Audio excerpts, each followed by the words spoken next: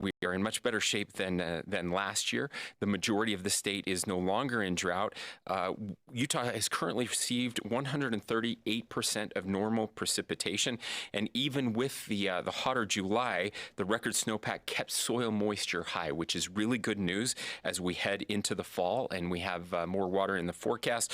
That means very little runoff soaked into the soil and instead went into refilling our streams, lakes, and most importantly, our reservoirs. Now, critical number, our statewide reservoir storage right now is at 80%, which is awesome. That means we have a leg up on next year, which we're very excited about. Normal for this period for mid-August is around 64%. And this time last year, you'll remember we were right about 50%. So much higher than normal and significantly higher than last year. Those of you that follow the Great Salt Lake levels will know that in June we peaked at about 5.5 feet above our record low in November, and the lake salinity levels have risen as well. We're certainly not out of the clear when it comes to the Great Salt Lake. We would like to double that number. It would be another 5.5 feet above where we were in June, and we're working towards that. Of course, with our new Great Salt Lake Commissioner Brian Steed, who started in July. He's been on the job now for a little over a month, and is working with partners all across the region to work on a plan to fill the Great Salt Lake. We appreciate our state water managers who worked so hard to capture the water from this year's record-breaking snowpack and guiding it to our lakes and reservoirs, and especially thanks to Utahns who conserve so much, watering less, planting water-wise landscaping, fixing leaks, and this commitment is really making a difference.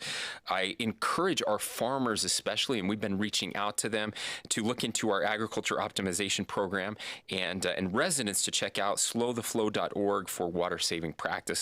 Working together, we know we can continue to become even more drought resistant.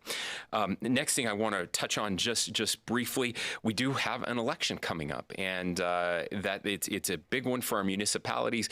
It's a big one also for the second congressional district. Unexpected, but we do have that race going with the recent announcement that Congressman Stewart is leaving. So, just a couple key dates. Early in-person voting starts next Tuesday, August 22nd. So check with your county clerk for hours. And the last day you can register to vote and receive a mail-in ballot is August 25th. The primary election day is September 5th. And of course, ballots are ready to be arriving in your mailboxes soon. So be watching for your ballot and make sure you cast your ballot and get your voice heard. I want to give a special thanks to all of our volunteers, a special recognition to our county clerks, Lieutenant Governor Henderson and her office, who work so hard to administer our elections. Last thing I just want to mention, our Department of Alcoholic and Beverage Services today is launching its new online system. We're only about 20 years too late, but better now than later. This is something that we've pushed really hard for when I took office, and I'm grateful for the Director of Department of Alcoholic and Beverage Services, Tiffany Clayson, who has been working to modernize that system.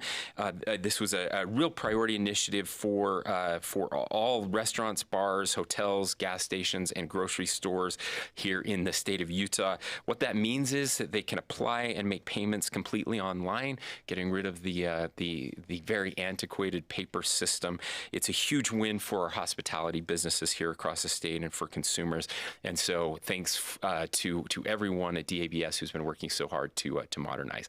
And with that, I'm happy to take any questions. Governor, right now the environmental groups are rallying at the Capitol calling for an end to plans for an inland port hub near the Bear River Migratory Bird Refuge. Should the inland port be built so close to the Great Salt Lake, given the trouble that you just noted it's in? Yeah, so I feel great about the direction of the inland port, especially the changes and directions that have been made over the past year. I feel very confident with the leadership there, and that this is going to be the most environmentally friendly friendly inland port anywhere in the country. It's something that we're all committed to and working towards, and you'll see the partnership with Salt Lake City now has greatly improved, has moved from an adversarial kind of relationship to a true partnership. I appreciate the mayor and the city council. We've been able to to end the litigation portion of that and to move forward in a very positive way. And so I don't have concerns about the location as long as we're building it the right way, and I feel confident that that is happening. How do you balance the desire for a port versus saving the lake? It seems like the development keeps encroaching upon the lake. I don't think those two have anything to do with each other, Ben. I don't. They just don't. We're going to fill this Salt Lake, and we're building in places where the lake doesn't go, or the bird refuge. These are places where trains have been before, and where trains will continue to go. Governor, I would like to know your reaction or opinion regarding the Ron Gibson case about the alleged assault. Because if this happening in the farm of the president of the Utah Farm Bureau, this can be happening in other farms in the state, across states. So where the majority workers are Hispanic. Yeah. So what's your government doing about this? Yeah, thank you. Obviously very concerned about the allegations that we've seen. There's always a presumption of innocence, and we'll allow that to take place, that legal proceeding to take place. I do understand that there's a video out there that is very troubling as well. What I can see is this. We are involved in that investigation. In fact, Weber County asked that the state take over that investigation. And so I know that is happening right now. Our Department of Public Safety is directly involved in the investigation. So I haven't gotten any reports back from that. So I can't speak to that, but I can speak generally to the allegations. And that is that I sincerely hope that we treat everyone with the dignity and respect that they deserve.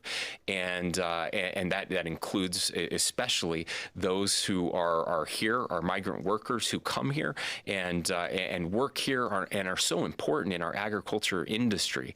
As you know, I have an agriculture background, and I care deeply about our farmers and ranchers and the people that work on those farms and ranches. People who grew up here and people who have come from other countries to work here to do the labor that maybe some others don't want to do. And it is critical that they get paid, and that they get paid on time, that they get paid what they're promised to get paid, and that they are, again, treated with dignity and respect. So when there are allegations that is not happening, we take that very seriously. I don't care what their background is. I don't care where they come from. We do take that very seriously, and so we will, again, we'll be continuing those investigations, and if there is criminal wrongdoing, we'll make sure that the people responsible are held accountable. Okay, we do have some remote reporters joining us, so we're going to go ahead to Chris Reed with St. George News. Chris, go ahead with your question. And good morning, Governor. About a week ago, a national monument was declared in the northern part of the Grand Canyon, right where the Arizona-Utah border is, and you've expressed your opposition to that. How does this jive with what tribal leaders say is their culture to protect the land versus the needs of mining and industry? Sure. Thank you for the question. Important to note, and I need to note that monument does not come into Utah. So that monument is on the Arizona side, but does impact Utahns, and that's why we've taken such an interest in it. We have Utahns in the southern part of our state who have grazing interests, other economic interests in that area, and so it definitely impacts Utahns. I wrote a letter to the president, had a conversation directly with the president about my concerns about that monument and other large landscape-sized monuments. Anytime we're talking hundreds of thousands, millions, in this case, of acres, I believe very strongly that it is a direct violation of the Antiquities Act. And again, we have a lawsuit not on that monument, but on monuments in our state that is now on appeal to the 10th Circuit that we ultimately believe will be appealed to the Supreme Court. We do have an entry in another case that was dismissed from the Chief Justice expressing some concern that these large land scale monuments do not match up with the language of the Antiquities Act statute. And so that's very important, and that's where all of this hinges. And again, the language is very clear that the monument must be the smallest size necessary to protect the artifacts or the antiquities that are at risk. And I don't believe millions of acres does that at all. I think I think just the average person would agree that just a clear, plain reading of the statute does not match up with that. Now, to that direct question, though, with our Native American citizens who are concerned about protecting the land. I share their desire to protect the land. Sadly, this does not do that. I can tell you, as I toured Bears Ears with members of the Navajo Nation and other nations, what I heard over and over again is, we're so grateful for this monument designation because we want to protect our sacred lands. And then in the same breath, they said, but you know what? I hate that all of these people are coming here. Do you know why all of these people are coming there? Because of the monument designations. It has the exact opposite effect of what the president is intending to do. While the heart may be in the right place, that is not what happens. There is no additional funding that comes. And what I was told was more artifacts are being destroyed because of this monument designation. And I was told this by Native Americans who wanted the monument designation, that more of the artifacts are being destroyed, more of the landscapes are being trampled on because people are coming from all over the country and all over the world to see this new monument, people who never would have come there before. There are other ways to protect those things. And in fact, on the lands that we're talking about, those land use designations were already in place to protect those artifacts and the lands that are so important to our native tribes.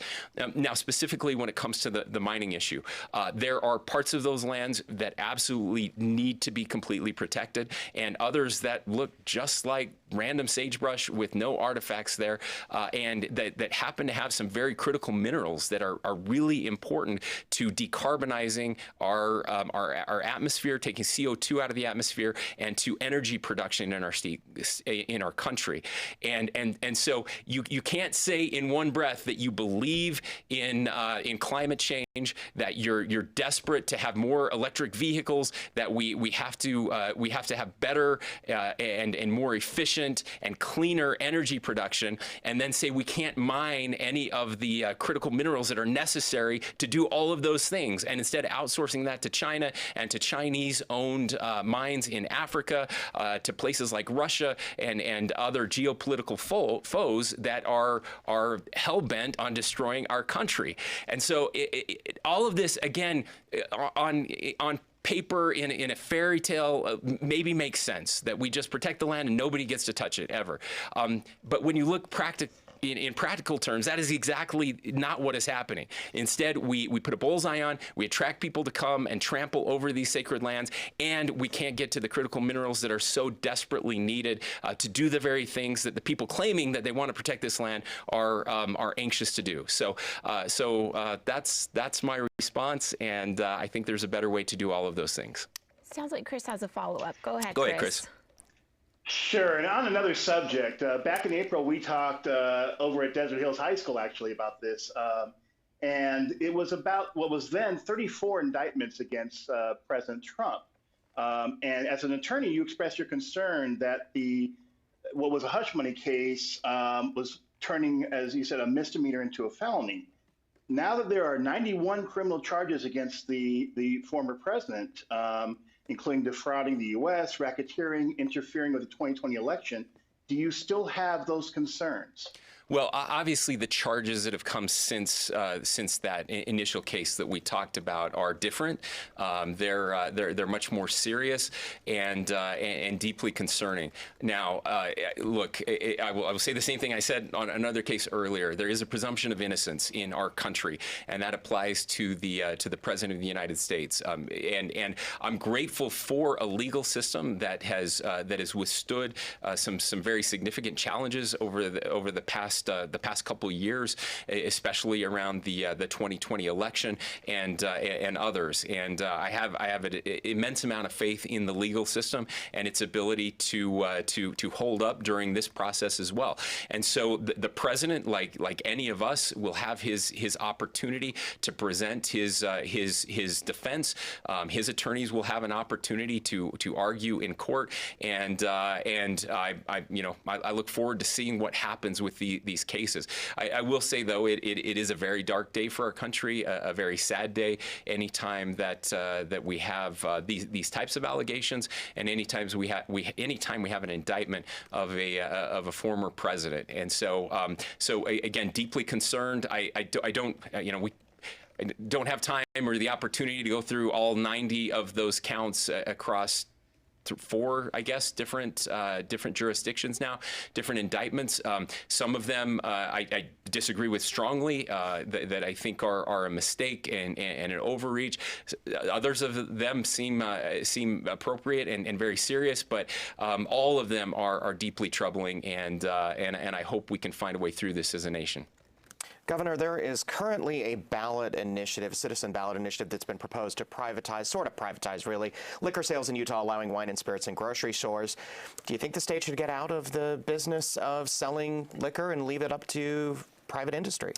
I think the system we have right now is an appropriate system. I'm supportive of where we are, with some caveats and changes, and those are changes that I've been trying to implement over the past couple years to again make it more user friendly, to make it more business friendly. We're not the only control state in the country, and I think, though, when you look at the levels of alcohol abuse in our state, we're doing something right, and so trying to find that balance between making product available for those who want to consume it and should absolutely be able to consume it, while also protecting young people and overconsumption. I think that's there's a logic behind what we're trying to accomplish there, and trying to get that balance right. And I hope we're trying to do that. So I'm not supportive of the initiative. I think we're in a better spot now. I think if you ask people, if you ask businesses, if things have improved over the past couple of years, I think they would say yes. At least I've been asking those questions, and what I'm hearing is very positive. They're grateful, like the change I announced today, that we are making strides to modernize the system, to make it less cumbersome for businesses to participate, and I certainly hope that that's the case. We've also tried to change the mindset of our DABC, and including changing the name to DABS, adding that service component, and I believe this with all of our regulatory agencies and government in general. In fact, I just had this conversation yesterday with our Department of Agriculture, and that is, if you are in a regulatory position in the state of Utah, your job is not to catch people doing bad things. Your job is to help people do the right things. And far too often we've treated the DABC and now DABS and others as exactly the opposite. It's tough to navigate all the rules and laws that we have here. And as regulators, our job is to help businesses and consumers navigate that, to help them do it the right way. Most of them want to do it the right way. If they mess up, it's not because they were trying to, it's because they didn't know, or it's too complicated. So by trying to simplify that and then helping people do it the right way instead of trying to catch them and in doing something wrong is just a much better way to run a state. And I think people are starting to notice that mindset change. Back to the Trump indictments. Yeah. In a previous time, 91 felony counts against someone would be a death knell for a political career. Yeah. Do you think it's appropriate for Donald Trump to continue to run for president when he's facing so many counts? Well, ultimately, we the people get to decide that. anyone can run for president that meets the definition under the Constitution, and so he's certainly entitled to run. He also happens to be the front runner right now in the Republican Party. I will say that does trouble me for sure, but less so that he's deciding to run, and more so at the support that he's getting. One reason is just political. I like to win elections. I like when Republicans win elections. I desperately think we need a Republican president, and I would like the next president in 2024, in the 2024 election starting in 2025, to be a Republican. And I don't think that Donald Trump can win the presidency as the Republican nominee for the reasons that you mentioned. Also, the polling just shows that his approval rating is so low right now that it would be very hard to change that. And so that's one reason. I think we have some incredible candidates, and I certainly hope. I hate the system by which we nominate candidates. I hate that Iowa and New Hampshire kind of get to decide for the rest of us. That doesn't make any sense to me, and I certainly don't think anyone would design a system like that. Any logical person would design a system like that. And so, but right now, I'm desperately hoping that our good Republican friends in Iowa and New Hampshire and in South Carolina and Nevada will take a good hard look at some of the many other candidates we have and choose someone else. Governor, you said you wanted to support a governor in the presidential race. There's now 6 current or former governors. Is there one you're endorsing or leaning towards? I endorse all of them. I mean that sincerely. Again, it's so early right now, but I think there are definite upsides to all 6 of them, current and former governors, and I think all of them would do an amazing job as president. Governor, the Utah GOP or the SEC is adjourning this, they're coming together this weekend, and they're voting on a resolution to censure Amy Winder Newton for her involvement with Equality Utah. What's your thoughts on that? Oh, it's ridiculous, and the person who filed that, and again, anybody can do that. That's fine, but it was funny to me. He was seeking the same endorsement, and so it's a non-issue in my eyes. I think Councilmember Newton's response, if you haven't had a chance to read it, I think you should. I think it was brilliantly put together, and I suspect that issue will go away on Saturday. Okay, we'll go to another remote reporter, Sophia Fisher with Moab Times Independent. Go ahead with your question, Sophia.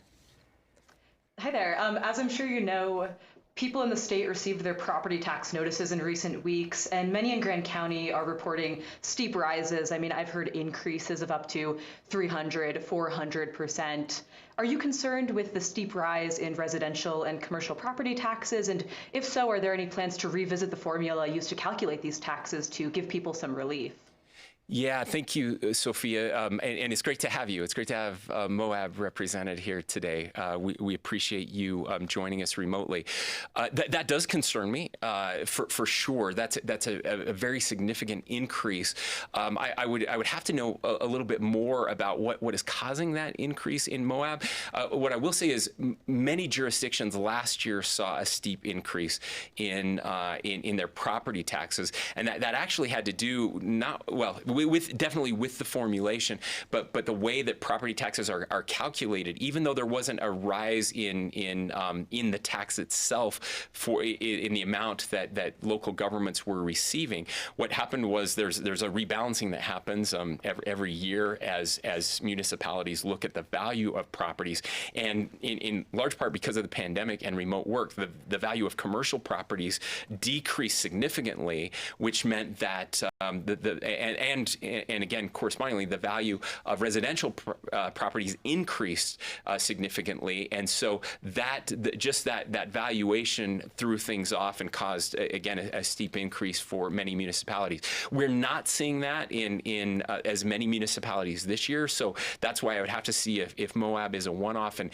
what are causing those increases. Does it have to do with a school board decision to raise taxes? Is there a truth in taxation issue issue that's happening within the county or one of the other taxing entities. I'm always concerned about rising taxes and the ability to pay for those taxes. That's why we've had, since I've been governor, over $1 billion in tax decreases at the state level.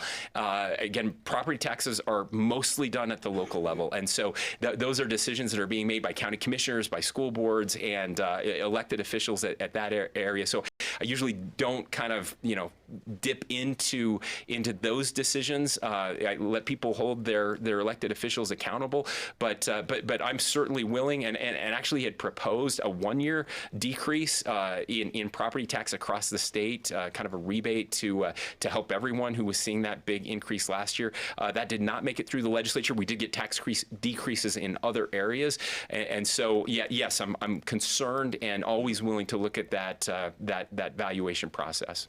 Okay, that is all the time we have for our television broadcast. I want to thank you so much for joining us for the Governor's Monthly News Conference. Okay, and we will continue Brian streaming. had a question. Yeah, back to the lawsuits against the national monument designations. The state is spending millions of dollars outsourcing those lawsuits to firms outside of the state. Do you think that that's appropriate, or should that be handled here? Because it's costing taxpayers at least $2 million, if not more. Yeah. So obviously, we love when we can give that business to in-state law firms, handle it directly within the Attorney General's office. This is certainly a big one, and as we know, we're preparing to go directly to the Supreme Court, and the decision was made that we needed to have a little more expertise, and so there was a process. An RFP was issued, and several law firms within and without the state, I know, applied for that RFP. I wasn't directly involved in that or the decision making there, but I do feel comfortable with the firm that was selected, who does have some expertise. It's a fairly narrow expertise when it comes to these type of appeals and these type of cases. And so I think we're better off making sure we have the best possible representation, even if it costs just a little bit more. Governor, Utah's aging population is definitely growing in the state. However, there's very limited housing resources for them. For example, Park City doesn't even have an assisted living facility within their borders.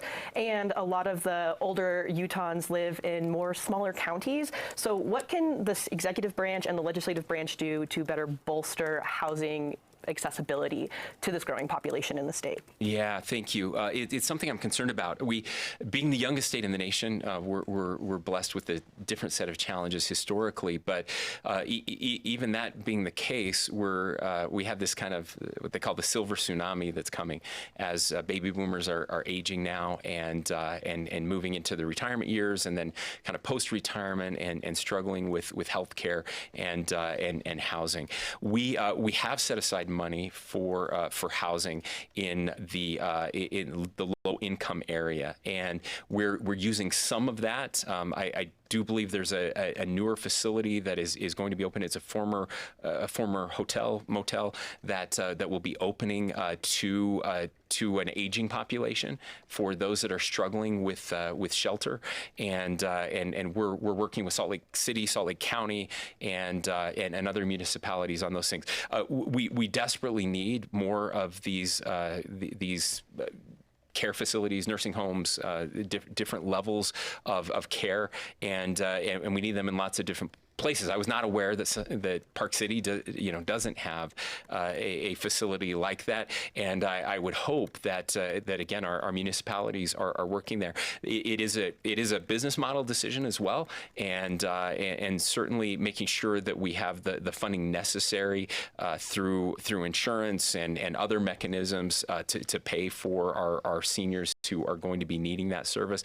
That's going to be very critical. But this is one of those one of those issues that I think our legislature and again the executive branch, we're going to have to start being much more engaged in, because it's coming, and it's not just housing, it's healthcare, it's nutrition, it's all of those things that impact people as they start to hit in their 70s, 80s, and 90s, and we have a wave of them coming, and I'm not sure we're completely, I don't know that any state is completely prepared for kind of what's on the horizon there. Governor, you mentioned that it's too early to pick a single candidate in the Republican presidential primary, but we have our 2nd congressional district primary coming up. Do you have a candidate that you prefer or would endorse in that election? Yeah, so I won't be making an endorsement in that. I know all 3 of the candidates very well. I've worked with all 3 of them. They're all good and capable people. I certainly have a preference, and I would just say that I would love to have some representation off of the Wasatch Front. I'm a rural guy. I'm from south of the that kind of Payson-Dixon line, as we refer to it sometimes, and we don't have a member of Congress who's lived south of there. So, obviously that sounds like I'm endorsing someone. I just think it's good to have some representation off the Wasatch Front once in a while. And we have one candidate who lives off of there, but this is not an official endorsement. That's more of just a rural geography thing that I think is important. I think all of them could actually do the job. And I'm friends with all 3 of them. Bruce is a great guy. He's represented the state very well as the national committee man for a long time. I served with Becky in the legislature, and had a great relationship with her as well. And so they're all very capable, and I think we're very lucky to have 3 candidates who are just that capable. Celeste, having worked with Congressman Stewart, she can hit the ground running faster than anybody else. She's been involved in all of the issues. I mean, she's literally worked in that office, and is unbelievably talented. And so it kind of depends on what people are looking for. And I think we're very lucky to have 3 wonderful candidates. Governor, this week the Utah Republican Party informed the Lieutenant Governor's office that they will not be participating in a statewide presidential primary and will instead use a presidential preference poll at neighborhood caucuses. What are your thoughts on this move? Yeah, I'm okay with it. We did this not last election, but the 2016 election, and it was positive in that it really drove caucus attendance. I think one of the problems we have with the caucus convention system is that not enough people show up and participate, and when that's the case, you don't get a good representation of the Republican Party, and we've certainly seen that in elections. A great example was Governor Herbert's election in 2016, when he only got, I think, 45% of the vote at convention, lost by 10 points, but won by 44 points in the primary. Again, showing that the delegates did not represent the Republican Party at all when it came to those numbers. And so I do think that this could be helpful in getting more people there. I think we had, if I remember right, back in 2020, we had incredible turnout at the caucuses. Some of you, I think, some people in Utah have forgotten how that actually turned out. We're one of the last states always, so we don't get a big say in how the primaries turn out. But if you remember right, there were only 3 candidates left at that time, and Ted Cruz won by a very large margin, and again, I think people have forgotten that Donald Trump actually finished 3rd, which was, I think, a surprise, and still a surprise to most people to learn that he was well below the former governor of Ohio. Is that right? Kasich, I think, sorry, it's been a long time. I think it was Kasich who finished 2nd.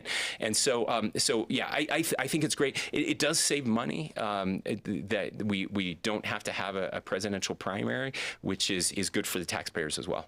Do you worry that it prevents more people from being able to weigh in on the nomination? Well, I would if it mattered, and hopefully it will matter. But again, historically, by the time we get to us, it doesn't matter nearly as much.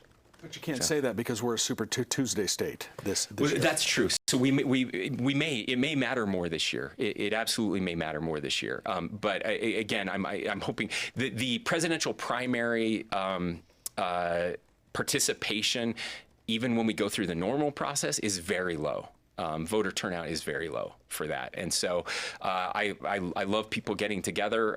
It is one of the concerns I've always had with the caucus system, is that if you can't show up on a random Tuesday night, in March, that it's hard to get it's hard to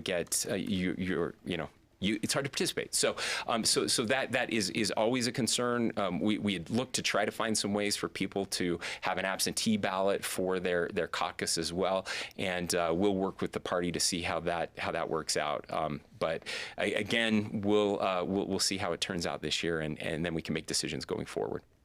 Governor, earlier this year, you said the state was planning to sue social media companies. That was nearly 8 months ago. When does the state plan to file a lawsuit? Yeah, so we kind of are already in the middle of that with TikTok. Obviously, that was the first one.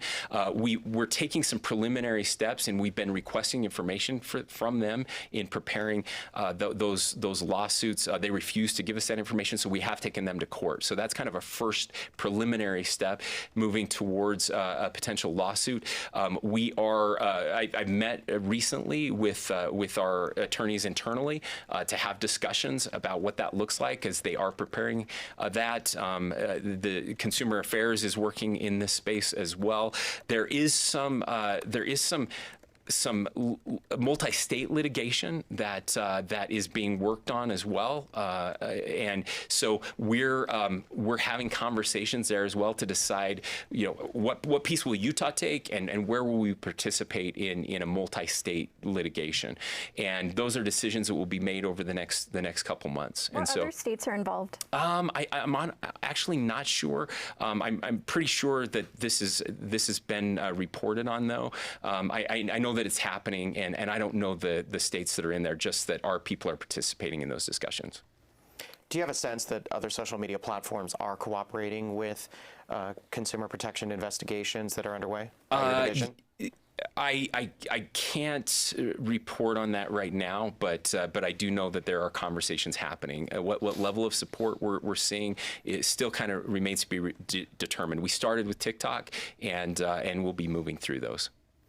Any thoughts on the unwinding process for our Medicaid program? There are tens of thousands of Utahns who have lost coverage because the state can't find them. Other states have put their processes on hold to reevaluate how they're doing things, but Utah keeps pushing ahead. Yeah, we are. Again, we're following the law. We're trying to do things by the book, and we'll continue to do that. We have been putting more resources towards helping those who qualify to go through the process. So that they can get qualified, and we will continue to do that. But we don't have any plans right now to pause that process. Governor, should the state pay to build a gondola up Little Cottonwood Canyon? There's some estimates that put that at over $1 billion. Yeah, we'll continue to look at that. I don't think the state should do it alone, and so those conversations will be ongoing. How much private participation can we get in building the gondola, and of course implementing the record of decision that has come forth from UDOT, which includes previous to building the gondola, of course, enhanced bus service, and so we'll be taking that step, working on that, and again monitoring, seeing how that works as well as we move forward. Certainly, public transportation is within the purview of state government, and this is a public issue for those that live in those neighborhoods, and for Utahns all across the state who are trying to get up those canyons and to recreate. And so we'll look at that. We'll look at the price tag and make a determination how much of that will be funded on the public side, and then if there are private partners out there, how much they're willing to put towards this project. On the issue of transit, you proposed free fare transit as a pilot program in your budget last year. The legislature obviously rejected that. You going to try again? We might, yeah. We're looking at it for sure. I think some of you know we are in the middle of a very large-scale survey across the state about growth and what growth looks like. And I hope everybody. I know we've had about we've had I think about over 20,000, 24,000, something like that, people who have logged on and started to participate in that survey. And I should have it at the top of my list, but I know all of you will report it out, the actual website where people can go and take that survey. That's one of the questions is around transit. That's why I bring it up. And what people think about free fare and how we can grow smarter, how we can grow in ways that are less disruptive, how we can keep the quality of life high. And I was able to get a peek at some of the initial results, although the survey is not completed yet. And public transit is very popular, and people want more of it, and they want it to be less expensive. And so I'm hoping that when we get the final results back, we can look at policy that matches those results and take that to the legislature and make some additional proposals. And so it's definitely still on the table. But it's not in your budget yet. Well, my budget isn't ready yet, so we'll get down to the kind of the nuts and bolts of the budget in October timeframe. And that's when I'll see what do our revenues look like, where are we headed in the next year, and then I have to start prioritizing what I would like to see, and whether free fare rises to a high enough priority with the funds available remains to be seen. Given that there is a lot of push for more professional sports teams to move into Utah, Major League Baseball, National Hockey League, is the state going to have to cough up some money for stadiums or for facilities, infrastructure, things like that to support these things? And do you support that, the idea of the state having to help chip in for a stadium somewhere? Well, I mentioned before that that I think direct funding is problematic and something that I've never been in favor of. But there are other ways that the state can participate and help, and so those conversations will happen if and when there is we are awarded a franchise as a state, and we'll sit down with the people whoever gets that franchise. We'll start talking about what that looks like. We'll look at what is happening in other states, and then ultimately, through the legislature, we'll make a determination of what that looks like. I think there are some public interests adjacent to something like that. The idea of building a baseball stadium on the west side that has struggled economically for so long, and the renewal that could take place around that area is something that's been needed for a long time. There's absolutely a public interest in that, a neighborhood interest in that, a city interest in that, a county interest in that. And so what does that look like? How have we done this before? It's not our first time working with major league franchises. We've done it with the National Basketball Association and the Miller family. Building the Delta Center the first time around, I think that's very instructive, how that was done. I think if you look at MLS and the Real Salt Lake and their facility, I think you kind of get a feel for what something like that could look like in Utah. But should taxpayers directly fund this? Again, I don't support just writing a check and saying, here, we're paying for this stadium. But are there tax increment and credits that we could do to help develop the area around that? What does infrastructure look like? How do we are in the business of infrastructure. That's what we do. That's what government does. We get infrastructure to the places where it's needed. And so if we can encourage something like that, and there's a return on investment, and Ben, I guess that would be the key takeaway from all of this. We do this often, we use taxpayer money to incentivize something to happen here, but we only do it when the return to taxpayers is going to be greater, right? So if the return is worth it, then yes, I'm absolutely open to those conversations. But if it's not, we're just not going to help, billionaires build stadiums. That's not what we do. Okay, looks like we're good.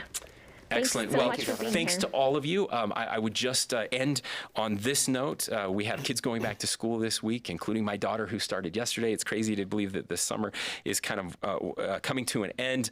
I know we've got our colleges and universities over the next couple weeks who will be going back to school. I wish all of our students and families the very best. Hoping for a great school year for everyone.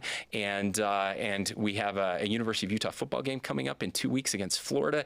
And to my good friend, former Ben Sass, we welcome Florida here to the state of Utah in a couple weeks. And we hope you go home losers. So good luck to everyone. I hope you have a wonderful end of summer. Thank you. Thank you.